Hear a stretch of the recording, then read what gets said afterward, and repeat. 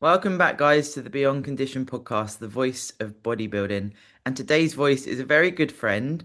He's actually a returning guest. Paul is Ooh, today 5 weeks out. How are we doing, buddy? honestly, really good.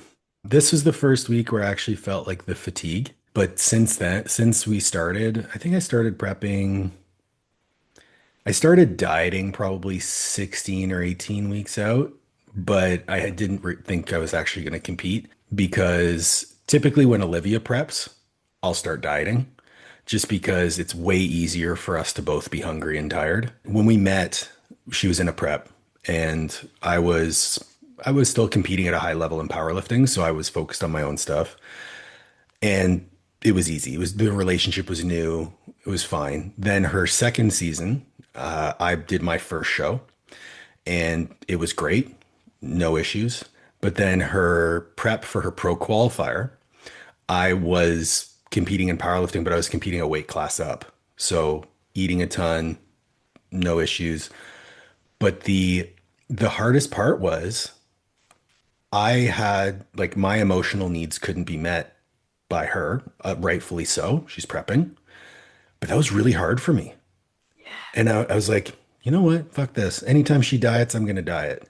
And then coming off of my quad tears last year, I didn't think I would be in a good position to prep. I didn't think, my legs would be ready and all that stuff. So I just started dieting and then training was going well. I started taking pictures and I was like, oh, my legs are back and they're actually better than they were before.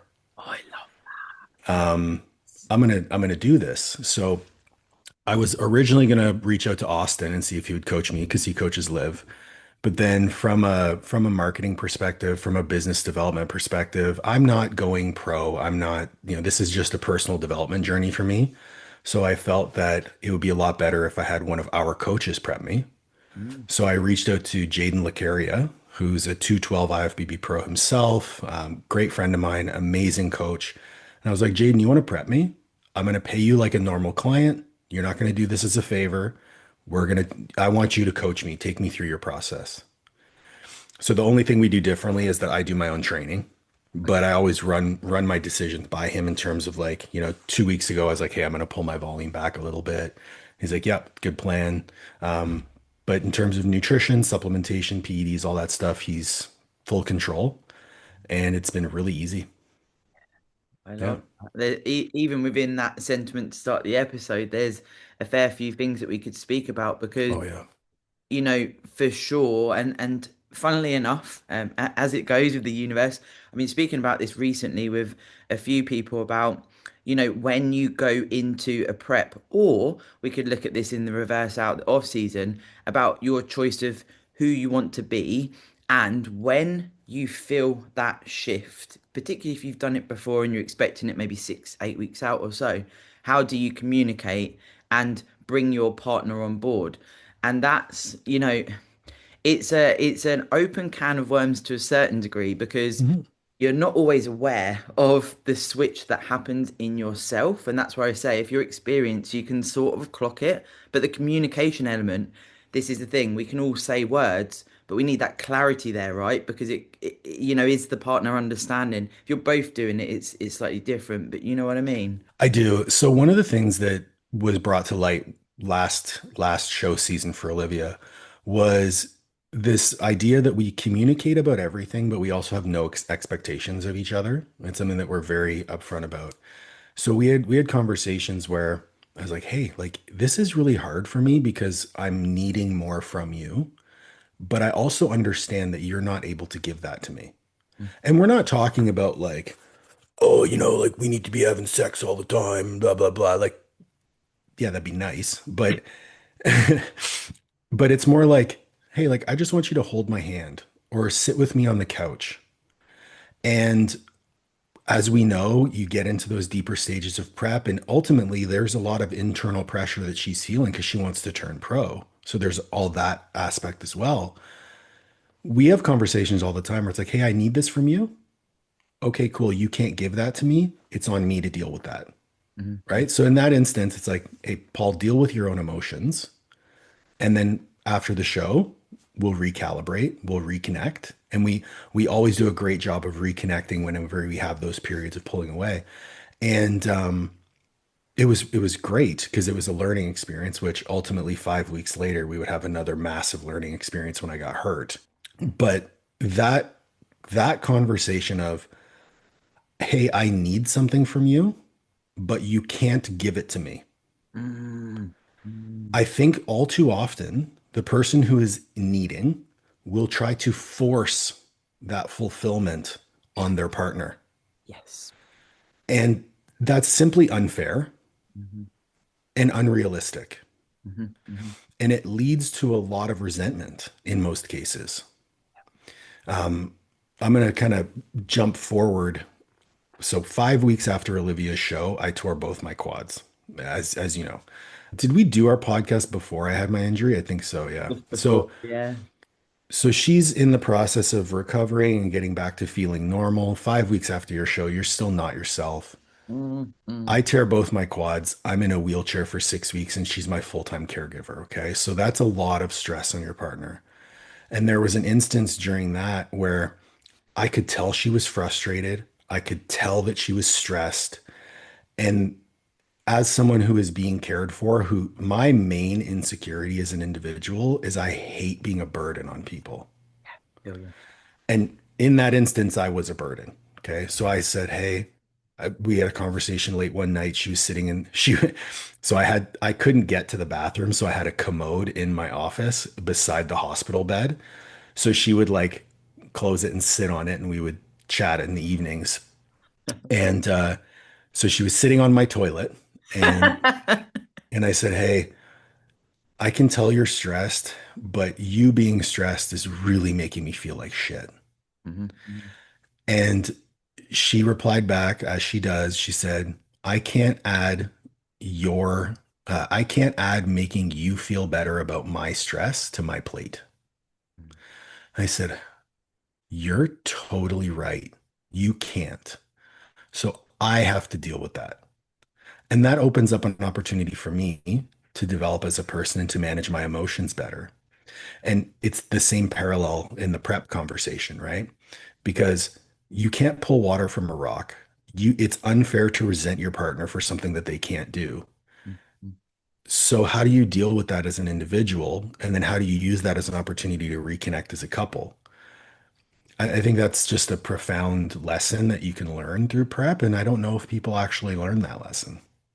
That's where I feel a lot of people get that sort of sticking point. And when I actually look at it, Paul, and what you're talking through there, you're very self-aware.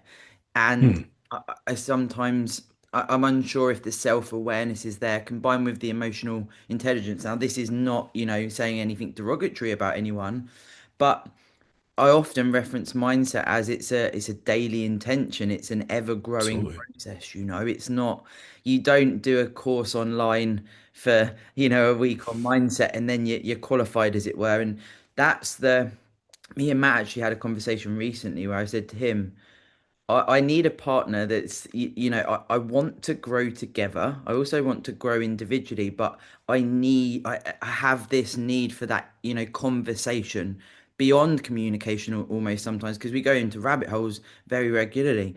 And do you want this? Do you want to continue working on your own mindset to dig deep on yourself to evolve?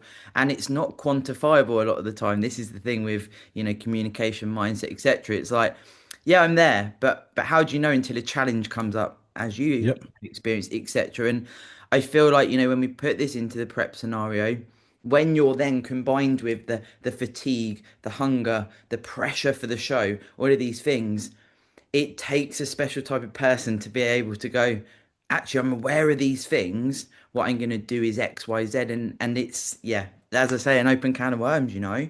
It's the different, for me, the awareness allows you to respond versus react. Yeah. And as we're going through a prep, your stress is high, your propensity for reaction is also much higher. Like even the most self-aware people, especially when you throw PEDs in there, even the most self-aware people, you just the switch gets a little bit quicker. You react because you want to get that thing off of your plate. Yeah. Just take a deep breath. So when you're faced with stress, just, okay, this is what's going to happen. Mm. And you reframe it into a solution oriented mindset as opposed to just reaction mindset. And I mean, I go to therapy all the time. I think like my mental health is something that I invest in very heavily because I know how important it is to my overall well-being. But you don't need to pay a therapist to do that in most cases. You know, journaling is amazing. Sitting quietly with your thoughts is amazing. Meditation is amazing. For me, I know that if I meditate, I just obsess over things. So I write them down. And so I have like pages and pages and pages on my laptop. I'll open up a Google Doc, I'll turn off spell check, and I'll just start typing. And for me, that's my outlet. And it's been profoundly impactful for me, and it's allowed me to enjoy the things that otherwise could be extremely stressful, prep or otherwise. Yeah, yeah, because it transfers into the whole life. I actually spoke on a pod about this with my friend Romana about sometimes as well a point in prep, and depending on the personality type, I found very useful in this diet that I've just wrapped up, voice noting confidants, so people that get it, and Mhm. just about the prep stuff, and if there's some fatigue or whatever's going on, if I've had to move training around, just to sort of put it into a voice note and then get a voice note back has been quite useful in regards to like getting it out of the head. So there's so many different channels to this. I think Of that course. people, can almost assume that the meditation, the journaling is like this Yeah. woo type vibe. I don't want to do that, but it's whatever you can find as an individual that, and you said it exactly right. Outlet. What's the outlet? Because again in the bodybuilding space it's like, oh well, I just like bodybuilding, I just like bodybuilding. We a lot of people have been there, including myself, and the outlet doesn't need to be this gigantically different thing to bodybuilding, but is there something? And even like when I do my food prep, that's very therapeutic for me, like some music on, little Yeah. things to almost give you a bit of joy in the preparation. Well, I think a lot of people don't have anything outside bodybuilding. Yeah. And so maybe they work a job for somebody else, so they have a career. I actually heard this phenomenal explanation of people who make money versus people who earn money. So if you have a job, you're earning money, you're trading money for time, you're providing a service, whatever. But as an entrepreneur, you're making money, you're manufacturing it because it's not coming in automatically. So I kind of look at the way we're talking about personal development is like I have to make time for myself and do things outside. So for me, having the business, massive distraction because I can't think about my prep when I'm trying to serve my clients. This is also the first time in my life where I've had a hobby. So every week I go to the range and I shoot guns. And it's amazing. It's been amazing because it's allowed me to learn a new skill. It's allowed me the opportunity to invest myself cognitively into something that when I started I sucked at. But now, obviously like safety first, that's always the priority, especially when dealing with firearms. But I watch videos on YouTube about improving my skills. I have a plan when I go to the range of what drills I'm going to perform and how I'm going to do things. And that has allowed me an outlet to disconnect from bodybuilding, disconnect from work, disconnect from life, and invest in myself in some capacity. And that's been phenomenally impactful. This prep has been so different for me because I'm literally just living life while eating a little less food and doing a little more cardio. That's it. Mm. It's easy. Listen to that bit again, guys, because you can get to this. You can. It's, I believe, because it's not just experience, Paul. When Mhm. people are listening, so you've obviously done powerlifting meets for a large portion of your life, but so this is your second prep, and then some diets, etc. But I've said this so many times. I wish I could give that gift to people because it really can be enjoyable. And Mhm. that's not me saying it's not hard work that, Oh no. because it is. But there's this element of like, okay, so I'm sitting with being hungry, I'm sitting with being fatigued.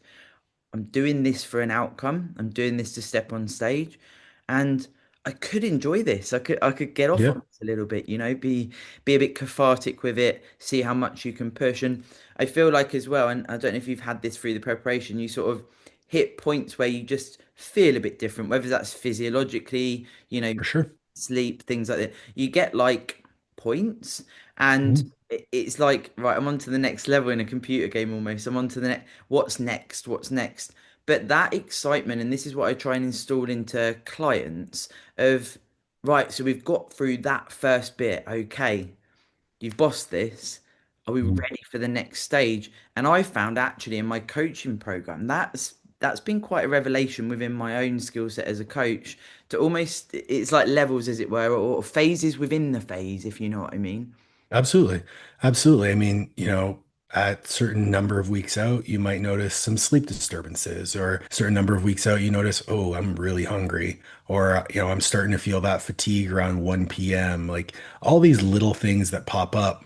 And I think most people react and they say, oh my God, I got to put in this supplement, or I got to change this strategy, or I got to do this. Like, or it's just part of it. And you just motor on and keep going. And obviously, I'm not saying ignore the signs, and I'm saying, I'm not saying that you should ignore your biofeedback. Absolutely not. But it's just data. And maybe putting in a sleep supplement is the right move. Maybe, for me, it was okay, my sleep's starting to suck a little bit. Let's put in some ashwagandha. Let's take a little bit more magnesium, you know, and it might make a small difference. But you're not like, if you're trying to get lean, your sleep's going to suck. If you're trying to get lean, you're going to be hungry. You're going to be tired. You can mitigate that to some degree, but it's also a phenomenal opportunity for you to just sit back and say, all right, I'm feeling the things I'm supposed to feel. I'm getting lean. Let's go. Mhm. Same text I sent you earlier this week, right? It was like, oh man, like starting to feel the fatigue. And I know why. It's because on Saturday, and this is another thing, my mom was visiting us. I haven't seen my mom since March. So she came to visit. She hadn't seen our new place because we moved to a different country. And we wanted to take her on a hike. And in my eyes, I'm like, all right, we're gonna go for like a walk in the forest. This is gonna be cool. We picked like a quote unquote easy hike. Sarah, my heart rate for this hike on average was like 120. So like I'm almost 40. So that's zone two for me. Um, so I did an extra 30 hours of zone two cardio that day. And we got caught off path and my mom stepped on a wasp's nest. Oh, So I got stung by like 15 wasps. oh, My body weight jumped up like 5 pounds of inflammation. Oh yeah, because I'm really allergic to them. oh, Um, okay. So like my whole body was inflamed. That next day, I'm like, okay, I just did an extra 3 hours of cardio on a day I'm not supposed to do cardio. I just got stung by a bunch of wasps. And I'm sitting on Sunday with my heaviest check-in day. I'm like, I'm tired, I'm inflamed, I'm uncomfortable. Okay. That was literally the conversation. I'm this, I'm this, I'm this. Okay. I'm gonna make sure tonight I take some Benadryl. For sure, for sure. And I went and got some Benadryl cream for the itching. And, it was to the point where like my face was so swollen because I got a bunch of bites on my jaw that like I had a little bit of a double chin. So it's like I have a double chin, but I'm peeled. Yeah, it's So 16 weeks out. It's yeah, better, yeah, right? exactly.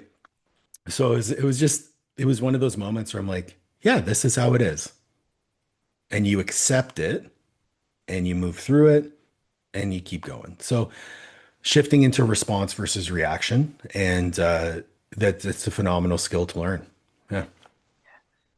That's truly, when we look at prep, the challenges that come up, it truly is a thing because I've never done a prep where something quite substantial has happened, and a multitude of things, injuries, personal circumstances, etc., etc. And it is, when there are things that happen week in, week on the prep, it does have to get to a point where it's like, this is the data, this is and this is the key thing here, Paul. I've followed the plan. Yeah, exactly. You need to be honest with yourself and your coach. You know, if there is struggles or things going on, that's what we're there for as coaches. We want to guide the ship and help you. But if that's being done and there's an elevated stress response from something in your personal life, if you can't get to the gym because of some, all of these things, there has to become a point where it is what it is. Otherwise, it's going to potentially exacerbate the physique response if it becomes a bigger thing. And I don't want to say that it needs to be, but you know what I'm saying with that. If we start to hyperfixate, if we start to stress ourselves out over something, in your example, uncontrollable, completely out of your control. Yep. So Yep. it's then what do you do about that? Okay, Benadryl, maybe an earlier night, a few things that are going to help settle that down, and then you'll get back to where you were physique wise, unless unless there's a knock-on effect and depending on what's going on with the person. But there's a lot in that sentiment to just be like that breath you said, the breath. What can Yep. I do? What can't I do? Okay, we're here. I'm doing everything I can. Absolutely. Mm, Yep. mm. Yep. So yeah, sitting here 5 weeks out, just kind of taking it for what it is. And I think I mean, this is a pretty cool thing for me too, because tearing both your quads sucks. And going through that rehab sucks. And I mean, we're recording this July 10th. July 11th of last year is when my injury happened. Oh, Matt did say how long ago was the injury. I was like, Yep. I think it's about a Yep. So 364 days ago, Wow. around this time, I was getting ready to compete. I was like, okay, I'm stronger than ever, all this stuff. And then boom, it happens. And to be like, there's a tremendous feeling of pride that I have in the way that I've recovered, in the way that I've stepped up for myself and proved, that I am who I say I am in terms of someone who does hard things and someone who pursues levels of excellence in himself. And I think I've done a great job bringing people along for the ride and sharing the journey and trying to help as many people along the way. And that's all well and good, but to actually look at pictures of myself and see that my quads look better than they did in my first show, I'm like, huh, that's pretty cool. But in the same vein as we just talked about, it's data. Mm, So I look at it, I'm like, this is cool. I feel pride. That doesn't change anything about what has to happen, yeah. but you can use that as a motivator, right? So maybe for the next couple of weeks, I'm relying on a little bit more external, well, it's internal motivation, right? Because it's within me, but that could help fuel me to keep pushing hard, right? That could help fuel me to continue to put in the effort day to day, which I would have done anyway, But but it's it does make it a little bit easier. yeah, yeah, yeah. Um, so yeah, it's pretty cool. And I mean, to see my wife do what she's doing for her pro debut, it's been a really cool process. Yeah, because not everyone can do diets together. Not every couple can do that. I know a multitude of different people that will either prep together or do opposites together. Obviously, with the opposites, as you outlined, when we spoke about this at the start, one of you can eat, one of you can't. That could, or even energy, whatever, not just the food, but that can be quite difficult because then it's like one's on, one's off, and it's that constant. So where is the both of us being normal for a bit? But then Yeah. also, if you're dieting together, I've known a fair amount of couples that have found that incredibly difficult. Probably a split of like 50-50 really of people that I speak to. And me and Matt did exactly the same. So at the start of my diet this time, I did 19 weeks in total, but for the last nine, he was like, "Do you know what? I might as well diet." Like Mhm. not for a show or anything. He was just like, eh, I quite like eating together and stuff. I might as well Yeah. do a diet. And I actually said to him, it wasn't easier as in made the diet easier, but it was quite nice to have a little buddy doing it as well. Are you Yeah. guys similar? Absolutely. Yeah. I mean, when it comes to the food stuff, I'm not super food motivated. Hmm. Like, if we're both in off season, and Liv wants to go maybe swap one of her meals and go get a poke bowl at a restaurant or something like that, like she'll do that. For me, I'll just do what I'm doing. I'll eat my meal plan. I don't care. Where I enjoy food is when we have food together. Yeah, for sure. So if we can't do that, then I might as well diet anyway. Mm-hmm. Mm-hmm. And I also like from an emotional perspective, I would rather be in a position where we're both hungry, tired, and disconnected emotionally than one of us have needs and the other one not being able to fulfill it. Like that to me is just easier. But I could totally see, especially with professionals, like if you're a professional bodybuilder and your partner isn't, maybe there is an expectation within your relationship that the other person steps up for you a little bit more. Yeah, yeah. But the dynamics of our relationship are such where she handles her stuff, I handle mine. I mean, we eat the same foods, so we prep. Like if chicken needs to be cooked and she doesn't have meetings, she'll cook it. If if the opposite situation is there, I'll do it. Like if we need to clean the house and both of us are tired, we'll pay a cleaner. Mm, Like we're not worried about these things. We approach them as like opportunities to find solutions. But knowing what your needs are, knowing what the dynamic of your relationship is, communicating through all of that, you'll figure out what works best for you and then just do it. mm. Like at the end of the day, we're married. So she's stuck with me and she's not going anywhere. So we're in this together, you know? Yeah, I do feel there's an element of giving over to that as well. It's actually, and this is something I think about very, very regularly. Is this the person that I want to spend the rest of my life with? Is this the person that, contributes to me wanting to get out of bed in the morning and being like, oh, I can't wait to, not every day is going to be, oh, memories Yeah. and what have you. But can you make memories in the shittest of times and make them a little bit less shit? And is this the person that you want to communicate with? Because I've been in relationships in the past, I'm sure a lot of the listeners have, where it's like, I don't actually want to communicate with you because you're sort of stuck in this relationship, and that's not a nice space to be. But again, with honesty with your plan, honesty with everything, honesty in the relationship, is the prep to, is it to try and get away from that and focus on something for yourself rather than want to communicate with the other person? And then you said earlier about resentment. Mm. Resentment is uh, it's a once that starts, I went into this relationship with Matt and I said, if I ever start to resent you, that to me there's a problem in regards to we need to do something about this because I just feel like it's that slippery slope, right? But could that happen in a prep? Absolutely. Yeah. And in the same breath, like say you were in a situation where, I mean, let's take the example of my injury. Okay.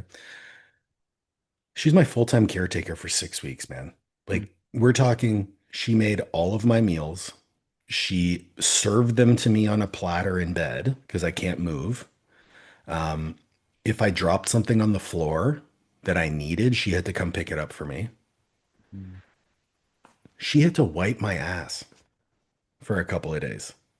mm, So this is like if she if she resented me for that, that would be a really big problem. mhm, mhm, But here's the deal. I knew what she was doing was a burden. Like I was a burden on her. We talked about it. And then as soon as I was able to start caring for myself, guess what I did? I started caring for myself. I also used that feeling as a motivator to be extra diligent with my rehab, to try to recover faster. How big of a disservice would it be to my partner if she put in all of this effort and me not do my rehab and me skip, my corrective exercise or me be late for physiotherapy? That's so insulting yes. if it was the case. Mhm, And so I know that. And I remember this moment. I'll probably never forget it. It was, I was able to get out of the wheelchair um, at like 5.5 weeks, and they wanted me to be on a walker. But the walker that they had me on was like this, it had these elbow pads. So I didn't have to push down on it with my arms straight. I could kind of lean over it and rest on it. okay. But because I had to lean over and my legs were locked straight, I would get these crazy back pumps. So I used the walker for like 4 hours instead of 4 weeks. And I just walked straight. But I still wasn't allowed to go upstairs. So the way our house was set up back home, from my office to like the main area, there was two stairs. So I was, even though I was out of the walker and could support myself, I couldn't get up those two stairs for another couple of weeks. But as soon as I could, I remember one morning I was making my breakfast when she woke up. And so she comes around the corner from the stairwell into the kitchen and sees me making breakfast. And I could see her shoulders just drop like 3 inches. And I was like, we're going to be okay. And from then on, it was just, okay, I'm going to rehab and we can talk about that process. But even when I was in the wheelchair and bedridden, I did the math and I was 8 hours of every day was spent doing something for rehab. Mhm. Whether it was doing corrective exercise, sitting in my PEMF machine, putting muscle stim on, ice, sitting with blood flow restriction, whatever it was about 8 hours of my day in total was spent devoted to rehab, all while still working. And that didn't stop as soon as I started walking. It actually only increased Mhm. because I wanted to get better. Yeah. My workouts were like 3, 4 hours long because I had to do all the rehab and then I wanted to train as well. And I didn't train that whole time I was in the wheelchair. I probably could have gone to the gym, but it would have been such an inconvenience for everybody. It would like I would have had to have somebody load my plates. And I just said, fuck it. I'm not going to train. I'm just going to do my rehab. And then as soon as I can drive, I'll go to the gym. Mm, mm, And I remember talking to my physical therapist, and he's like, I want you to go to the pool 3 times a week. I want you to go to the gym as many times as you can, blah, blah, blah. And I was like, you're not letting me drive. Yeah, how am I getting So there? how am I getting there, man? Like, I'm not asking my wife to drive me to the pool, to drive me to the gym. I can't do that. That's not reasonable. I can drive because because of the rehab I did in the bed, when I got out of the bed, I had 90 degrees flexion already, which was like 40 degrees more than I was supposed to. I was like, I can drive, I can bend my leg. I drive a truck. So it's not like I'm having to squat into a car. Mm. And he was like, okay, if you can drive, drive me around the block. So we got in his car, I drove around the block. Oh, cool. And I was like, okay, let's do it. So I got permission. I was able to do that. And then friggin' it was rehab mode. It, And I squatted 135 12 weeks after my surgery to below parallel. mhm. And that should have taken me 24 weeks. So I was already twice as fast as they thought I was going to be. And obviously, like I also have the expertise, right? As a strength coach, I also have phenomenal resources outside in terms of people I can bounce ideas off of in the rehab space. So for me, it was just I'm going to use everything at my disposal Mhm. and I'm going to do this as intelligently as I can and I'm going to see how far I can push the envelope. I also had very, very clear key performance indicators of like if my swelling doesn't return back to baseline the next day, Yes. I did too much. Or if my range of motion doesn't return back to baseline or improve the next day, I've done too much. Mhm. So I use the biofeedback as an opportunity to temper my volume and intensity up and down. And over the course of that recovery period, I only had one day where I overdid it, and it was because my mom was running a half marathon and I wanted to go support her. So I stood, I was standing in one place for like 2 hours. I feel you on that with my knee. That was the worst thing that I did. So Yeah, after that, I was like, okay, cool. If I'm gonna go do something where I need to be standing, I have to make sure that I can walk and then take breaks to sit down. yeah. And so it was good. It is as well. I love how you said there about, the holding yourself accountable to live and Yeah. what you say, what you say as words and the action being behind that. Because I really do feel that with anything that we're, committing to, and that can be so that was out of your control, right? You went to meet and the worst thing that could have happened happened. Hmm. And you've then gone into this phase of time where it's like I have to have essentially, as you label it, a carer, and then it's on me. What can I do in this scenario to do the best that I can. And I feel like that is a true example of not being in that victim mindset. Yeah, you can have some days where you think, holy fucking shit, I can't believe this happened to me. Couldn't make it up. That yes, we all, we have the right to wallow a little bit there. But there needs to become a point, and this can be in a prep when you're in the depths. Are Mhm. you being a victim? Are you being a victim if something's happened to you with surgery, with an injury, etc.? Past that space of time where it's like, this is really shitty. Sometimes I feel like you need to just go, this is fucking shit, and just let it out. And then Yeah. what do you do about? But again, it's back to the self-awareness, Paul, that we've spoken about today. Are you aware of how you're actually framing this in your own mind? So this is a concept that I have been kind of refining over time and I'm gonna do probably do a solo podcast on this exclusively for because I struggle with doing solo podcasts. I have tried like fucking 15 times to sit down and just talk and it just sucks. But this topic is one that I'm really passionate about. So I call it the illusion of choice. Okay. So in many cases in our lives, we give ourselves choices and we negotiate with ourselves. But ultimately, if you set a goal, you are agreeing to the behaviors and strategies that are required to reach that goal.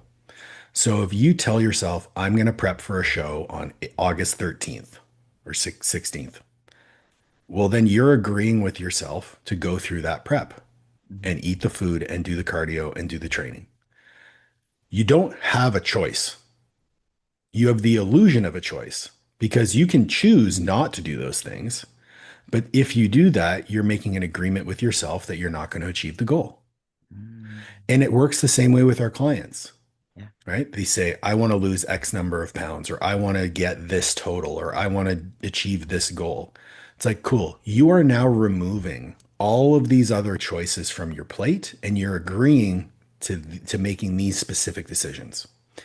So when you remove that negotiation, Mm. all of a sudden your life gets a lot less stressful. And I think in a lot of cases, we provide ourselves the illusion of choice, which gives us the opportunity to make the choice in opposition to our goals. But ultimately, the only person that hurts is you. So whether I was going through the rehab and I was tired, I still did my rehab because I didn't have a choice. When I'm, Sunday after getting stung by wasps and going on that crazy hike and I'm exhausted and I have 20 client check-ins that I have to do, I don't have a choice. I have to do those check-ins. I had to wake up and do my cardio in the morning, even though I was tired. I didn't have a choice. And when you stop fighting reality and you say, this is my choice, I chose this goal. I have the freedom to choose another goal. And then that changes the dynamic of decision making. But if I want to keep that goal, that illusion of choice is gone. Mm. Mm. And for me, that is a phenomenal frame to operate within because it decreases the uncertainty in my life. And we as human beings thrive on decreasing uncertainty. When we talk about like the survival mechanisms, that's the reason we react. We try to get uncertainty off of our plate as quickly as possible and do something. The problem is that something, typically when done in reaction versus response, is not in alignment with our goals, our values, all those sorts of things. So, all of this coming together, when you remove the illusion of choice, you create more certainty, you clarify the decision making process, and you offload stress. Mm. That's just a much easier way to approach life. Mm. Mm. Um, and now that kind of it doesn't run in opposition to, but it feeds into like the approach that I've had with my prep this time, where I agree to the things that I have to do. So right now I'm doing cardio 40 minutes 5 times a week. I'm eating my food. I'm doing my training 5 days a week. I'm not obsessing over when I do my cardio. As long as 40 minutes gets done on the days it's supposed to get done, I'm okay with that. As long as I train on the days I'm supposed to train, I'm okay with that. As long as I eat the food, whether it's, an hour and a half apart because I have meetings, or if it's 5 hours apart because I have meetings, that's okay. As long as I get my food in within a 24-hour period, I'm okay. Because I don't have a choice. I have a choice of when I do those things, but as long as they get done, I'm okay. So this is like the basis for how I've operated over the last little bit, probably the last year. And the results have been phenomenal in terms of my quality of life, but also the amount of stuff that I can actually get done. Not being chained and imprisoned by something that can bring so much is what springs to mind there because yeah, we want to eat around certain times per day, and I love how you said there. I heard this many years ago, Paul, where it's like as long as you eat it within 24 hours, you're all good, guys. Because Yeah. I used to think I have to eat protein every 3 to 5 hours. I have to, but that's exactly what I've done in this prep that I just did. I was just like, as long as my meals get eaten, if I want to preference doing, as you say, cardio is a good one because it's like sometimes something will come up, right? Maybe a client needs a call that day and it's like, okay, I need to shuffle things. Well, I'm going to prioritize that. Cardio will get done after. Like, it's Yeah. not that deep, but it does feel like it when you're very, very hyperfixated, neurotic. And again, I've been there. I'm sure you Yeah. have, So have I, for sure. you know, and it just takes away the joy and the purpose. Like it literally tanks you from a CNS standpoint, from a daily living standpoint. You look up and it's like, oh, I've nearly done the prep. What the fuck happened? You're not present a lot of the time. Well, I mean, these are the things where people will say, "Oh, I learned so much about myself during this prep." I It's like, know. okay, oh, okay, cool. That's cool that you said that. How are you going to improve your life after you're done after you're done starving? Well, most people just go back to doing the same shit that they were doing before. For sure, for sure. But if you're so process oriented and present during the entire time, there's a phenomenal amount of learning opportunity you can get out of being tired and being hungry and still doing the things. The concept of keeping promises to yourself. Mhm. How much confidence do we gain simply by knowing that even when I feel like shit, I still do what I'm supposed to do? Yeah, yeah. Oh man, that's amazing. That's a phenomenal feeling to know that you are someone who can overcome hard things. So that, if the hardest thing you've ever done is the hardest thing you've ever done, and the hardest thing you've ever done is really, really fucking hard, then everything gets easier, Mm-hmm, mm-hmm. right? Like, going through my rehab, I was like, this isn't the hardest thing I've ever done. Yeah. Physically, it was like physically, it was the hardest thing I've ever done, but emotionally, internally, that wasn't the hardest thing I've ever done. There's been a lot of personal development opportunities in my life that have been much harder emotionally. But for me, it was using that challenging, hardest thing as an anchor to then dictate, well, if that was the hardest thing I've ever done, and this isn't that hard, I can do this. Yeah. And I just kept keeping promises to myself, building motivation, building momentum, and just kept building on that. And like the last year has both flown by and been the longest year ever. I can imagine. Like 2024 was a really weird year because I had both my highest of highs and one of my lowest lows, right? January 3rd, Liv and I were in Jamaica getting married. On June 6th, she got her pro card. So like two amazing things. And then June 11th, I tear both my quads and I'm in a wheelchair. Yeah. So it's like all these highs. I'm like all these highs and this massive low. And something that I was thinking about was like, did I have a bad year or did I just have a bad month or a bad hour? Mm-hmm. Like I think just in within a day, like we have bad things that happen to us all the time. But do you let that 10 minutes of your day ruin the whole day? Mm-hmm. Mm-hmm. You could. You totally could because we're so hyper fixated on the negativity.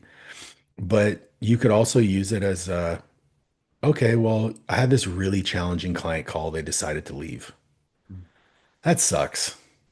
I feel bad about that. But you know what? I also had these 5 client wins and I had a great workout and I was able to connect with my partner. So it's like that 30-minute call sucked, but the other 23 and a half hours are pretty solid.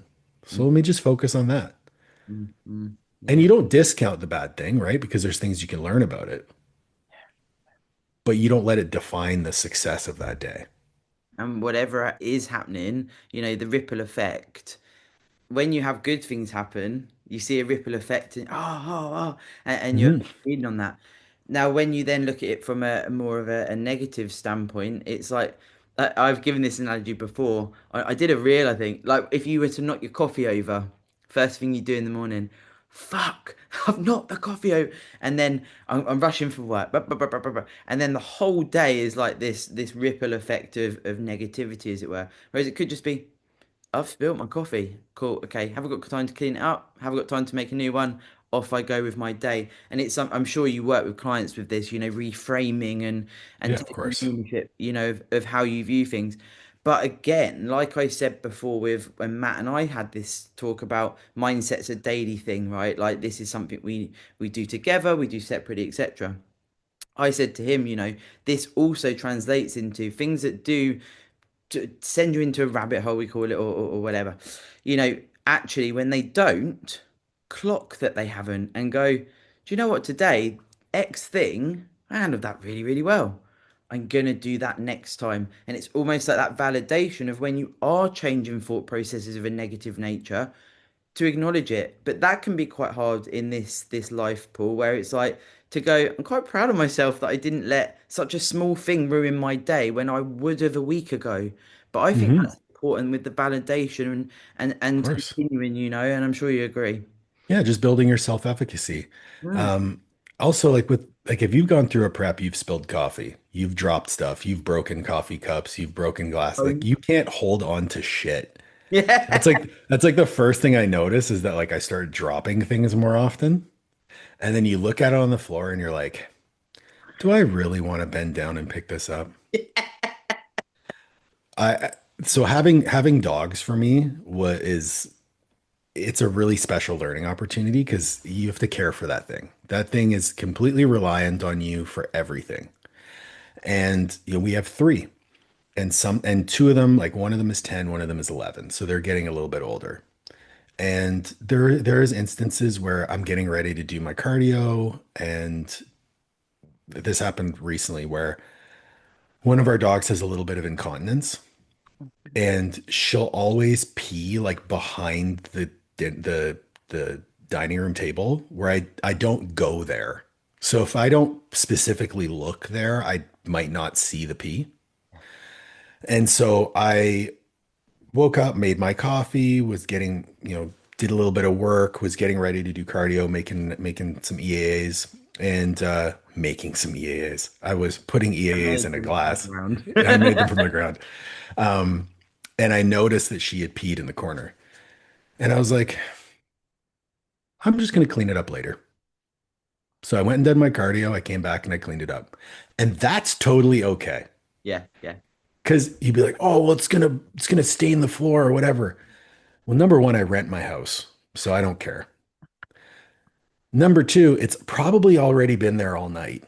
So another 40 minutes is not going to make the difference, whether I pick it up now. And I'm also not going to get mad at her because it's not her fault. Yeah, yeah. But if I was reacting to that, I'd be like, motherfucker, I gotta go clean this piss and I wanted to do my cardio. Shut the fuck up. Yeah, yeah. It's So, like it's okay, guys. Like I that's said, okay. really not that deep stuff, but you can, of course, Oh, again, yeah. depend on where you're at and the mindset. This does feed into the victim mindset when we do, of course, delve into that as well. But that's it, we've touched on that already, and it is for sure, that translates into all levels of life. What's interesting as well, what you said earlier was with the bodybuilding, I must remember to ask you about this. So you actually spoke about this on the last pod we did all that time ago, where you were like, "I'm not gonna ever be a pro, but I still enjoy bodybuilding, and perhaps Yeah. I'll step on stage again." So obviously now you are stepping on stage again. So for anyone listening that maybe they've had a discussion with an honest coach that has said, actually might happen, but we would gear you towards certain shows, the Mhm. amateur ranks, etc. Different federations in the UK, you can stick to the amateur ranks. If people are in that space and they need to be realistic with their expectations, and that's been told to them, that they're sort of still thinking, oh well, I could maybe be a pro, etc., etc. Have you got any advice there with how you still adhere and do everything to the letter, knowing that it's not going to turn into a pro card, if you know what I mean? Oh, man. Well, number one. because I'm not a fucking bitch. Um, Number two is you have to remember what the goal is. Hmm. Okay. So getting a pro card ultimately is outside of everyone's control. Hmm. It is not your decision. It's the judges in front of you. But you can influence their decision based on the actions that you take. Cool. I'm not showing up to this show to lose, Hmm. but I also have no expectations to win. I have an expectation on being perfect with my process or as perfect as I can be, controlling as many variables as I can, which for me is how lean can I get?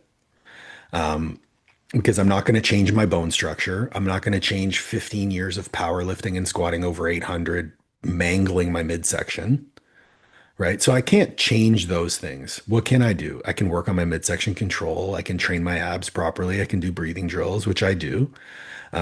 Not a big believer in vacuums, but that's a X's and Ooh. O's conversation anyway. But um, the the things that I can control, I'm going to control because my goal with bodybuilding is not the outcome, it's the process. So when I'm speaking to clients about, whether a pro card is in the card, I remember having this conversation with one of my clients, Joe, who just finished second. He finished top five in two pro qualifiers this year. He missed his pro card by one placing. Super challenging situation. But 4 years ago, he came to me as a fat powerlifter. And Oh, he's like, I want to be a pro in men's physique. And I said to him, I'm like, cool. So let's behave like that. Let's start to become the person who is a pro. And it wasn't until this year where he said, you know what? I belong on that stage. I'm almost there. We can do this. And I was like, yeah, we absolutely can.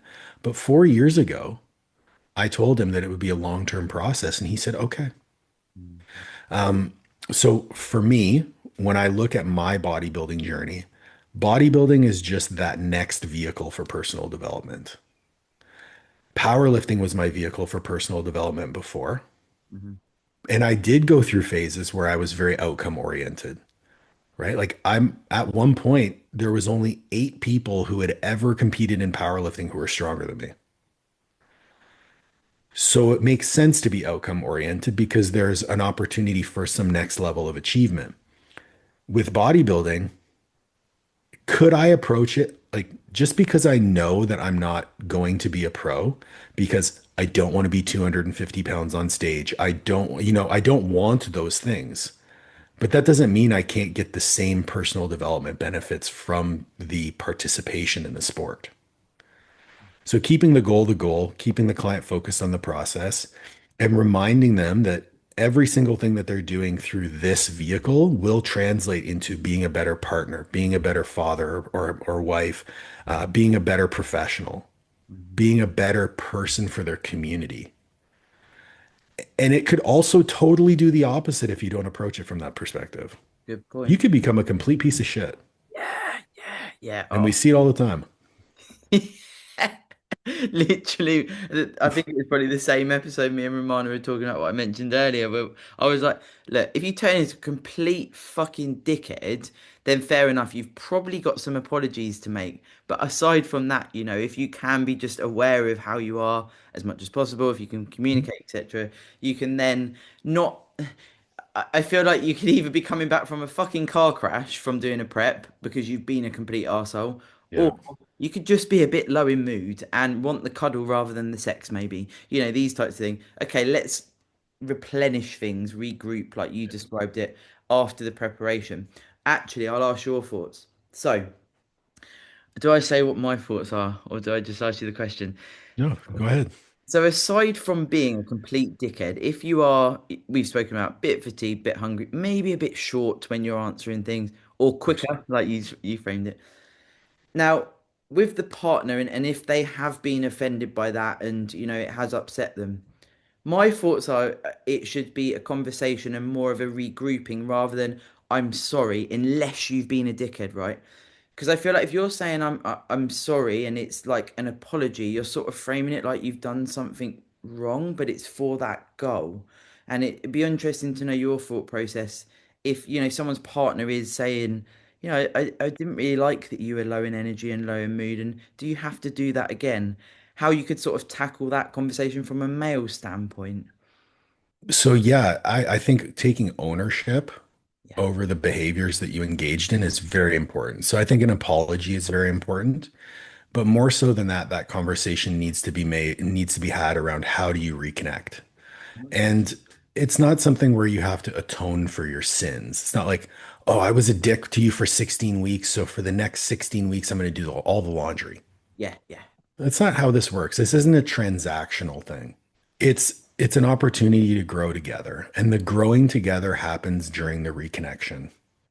So I think number one, it shouldn't get to the point where you're a dick for 16 weeks. Because if you're a dick for 16 weeks, fuck you.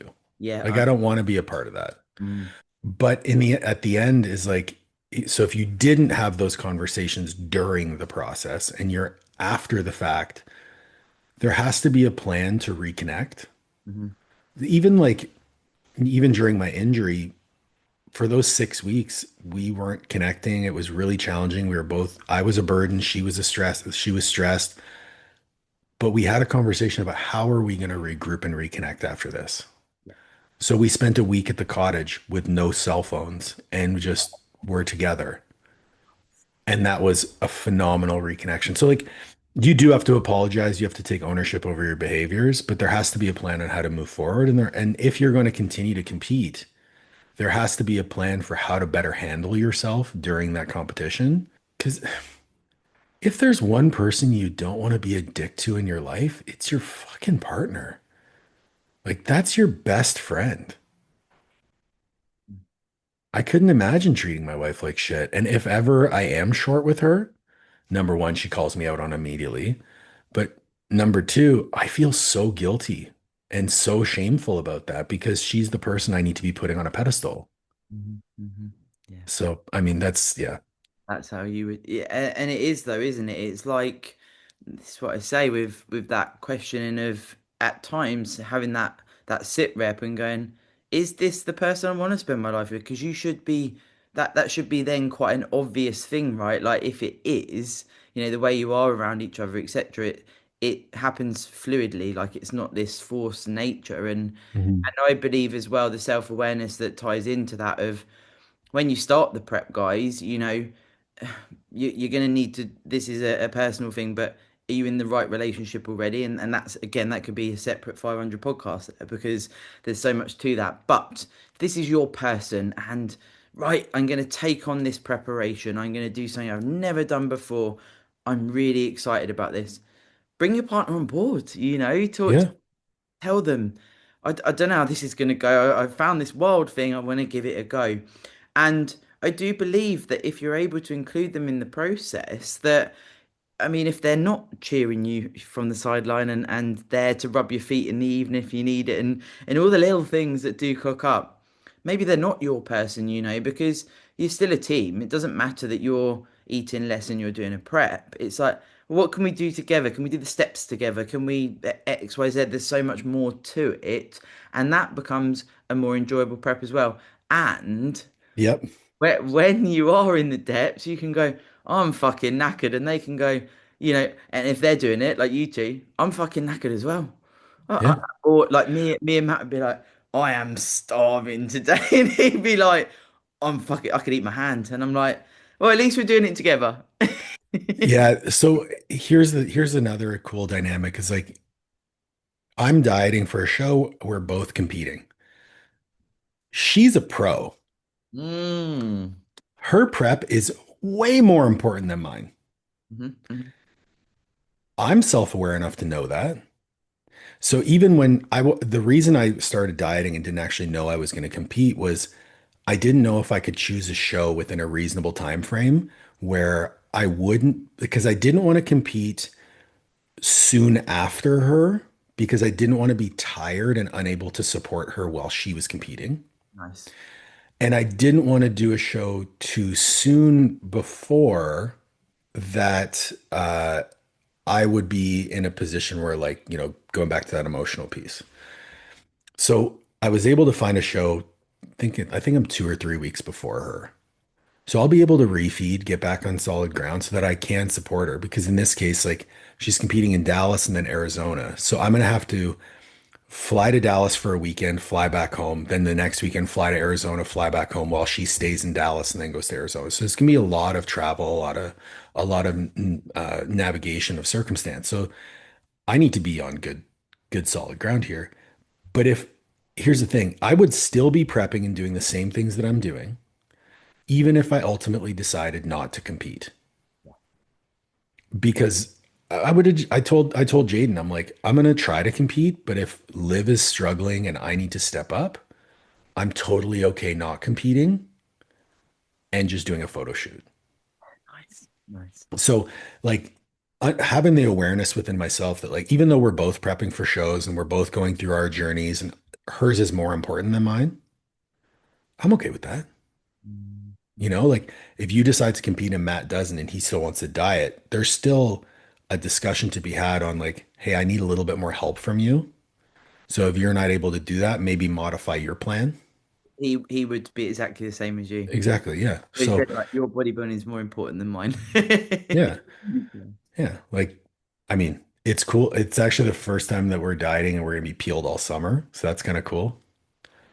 Is I love how you said about a photo shoot as well for anyone listening. That is something obviously I'm not competing this time round and I did a photo shoot instead.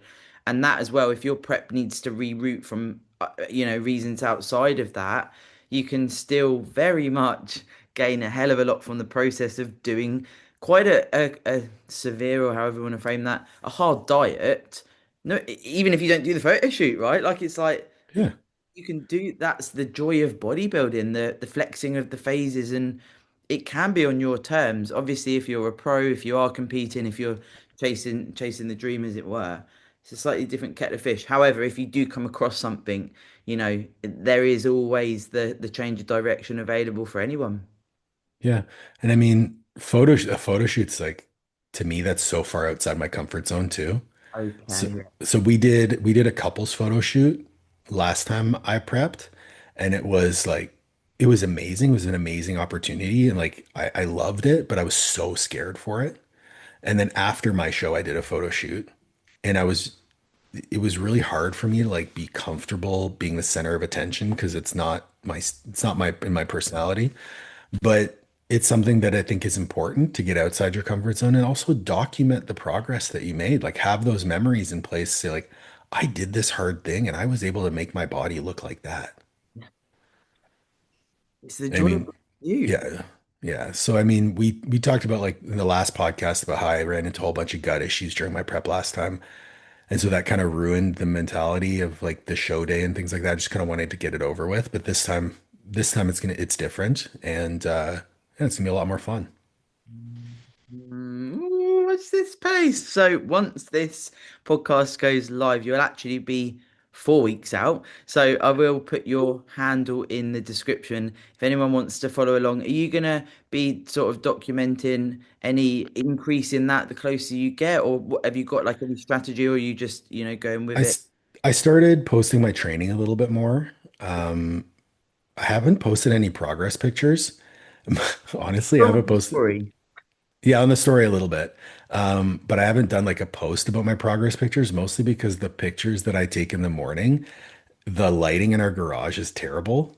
It's like And where it, and it, well, yeah, it's not that like I look bad. It's that it's still dark outside. So yeah.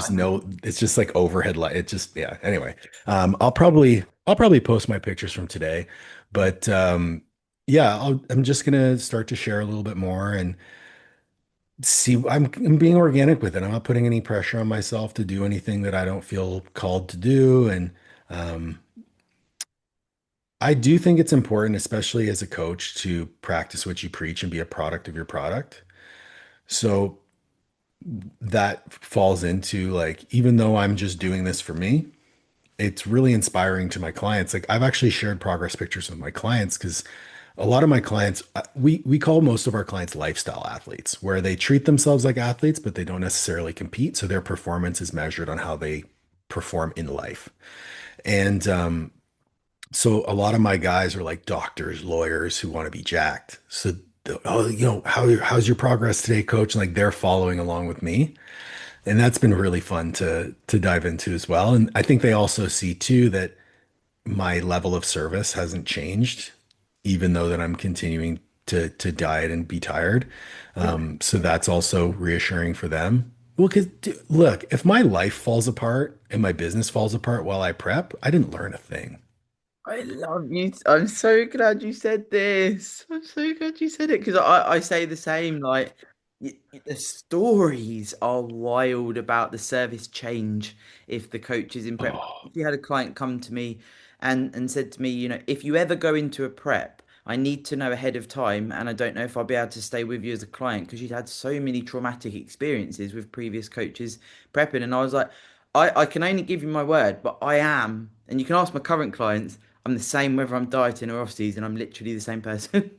yep, yep, same. And I mean, we have we have clauses in our terms of service where a couple times a year we have changes to our check-in structure. But that's to give us the opportunity to step back and enjoy life a little bit, right? So, the week, like for peak week, I may switch from doing Loom videos to doing just like text check-ins, but I'm still checking in. I'm still responding to messages, reviewing videos, doing all the things I normally do. That shouldn't change. Like You're they're paying. paying me for a service. If you go, People think that coaching is some massively different like service that you're delivering where there's again the illusion of choice. Like if someone's paying you for a service, fulfill on that service delivery. If you went into Walmart and you were like, Walmart said, "Hey guys, so all of our fruit this week is expired." You'd be like, "What the fuck? I'm not paying for that. I'm not paying for that." So why is coaching any different? Yeah, I agree. I can't say it enough. It's if I was paying for, a coach, I'm self-coaching now, but I've paid for coaches for, 12 years, and it's like if the service was to change, it's not okay in my mind, and it never did. My first coach for 8 years, he competed to a high level in IFBB, etc., and he actually came back on the pod. But his service never changed. But he did do what you just outlined there, would do written feedback around shows, but he'd give notice and it'd still be Mhm. the same level of detail. He didn't drop Yeah. the ball and everything was done. If there was a holiday, it would be in 2 weeks, I'm going away. This is what we're going to do around it. We'll move your check into before I go or what have you, because you're paying for a service. Well, but that and this is like from a business perspective, like I do a lot of business coaching. It's that should be in the contract. For So, sure. so like all of our clients know that twice a year we have 1 week where we do not do check-ins. So 2 weeks of the year we don't do check-ins, we don't do video reviews. We get to choose when those are. Mhm. There's also 1 week per quarter where we do something called abbreviated check-ins, where we respond to check-ins, but they're not getting Loom videos. It's just, step by step, like bang, bang, bang, bang, bang. But they know ahead of time. It never impacts when they're getting their training. They're going to have all their training laid out for the week that we're away or doing whatever we're doing. And they know that ahead of time. So when I say, hey guys, it's going to be peak week, we're going to do abbreviated check-ins, they're totally okay with it Yeah, yeah, for because they sure. signed up for it, right? They signed the contract saying like, I'm okay with this. So there's a clear line of expectation and delivery. And as long as you fulfill on that delivery, there's nothing that should, impact your business quality. Yeah, and it's that mutual respect as well, and again, putting it in your contract or agreement, whatever you wanna call it. I know it'd be different things, but also, if from their side, if they needed to cancel for a financial reason or whatever it may be, hopefully it's still that you're a good coach, guys. Please God. But if they needed to stop for any reason, giving you the month's notice, so it's the reciprocal as well, and that respect that's Yep, is often lost in the space, and you know absolutely. yeah, again, that's something that we do heavily relate on, and it's actually one of the initial reasons we started talking. And you've just mentioned there you do the coach and mentorship side of things. So Yes. perhaps if people listen and they can see that within, maybe reaching out for services of that nature as Yeah. well from yourself, I will put all of your bits in the description because trust me, guys. Give Paul a follow. Honestly, like we were talking over message, right? When you get the same vibe as someone and it just makes sense. Paul Yeah. and I have the vibe. It's just, there's so many things that we correlate with. It's super, super cool. But also if there's coaches listening, guys, what Paul puts out content wise on your stories, etc., is, it's gold. So please do head over to his Instagram. And I'm not just saying it in arse licking. It is super cool. Thank you very much. I appreciate that. Yeah, it's I love that part of my business Yeah. because we need more great coaches. We need more great coaches. And when you do find it, I remember, so vividly when we started speaking, and we both know Austin, obviously, and then there's a few people in the space that we both know, and you get this, and it's like, wow, we are there, Mhm. and then you can start to almost be able to have that again, a ripple effect on the industry, and do what we can to support the community. It's a passion project, really, isn't it? Agreed. Yeah, for sure. So, Sure. my friend, I'm going to be keeping an eye, but 5 weeks. Yeah, I'm excited. It's gonna be fun. It's I gonna be love it. fun. I love it. I gotta And pose more often.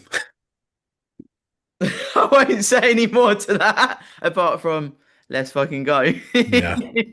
I love it. Well, thank you, my friend, and enjoy your training session. And we will Thank you see very much. you soon. Yes, ma'am. Bye. Bye.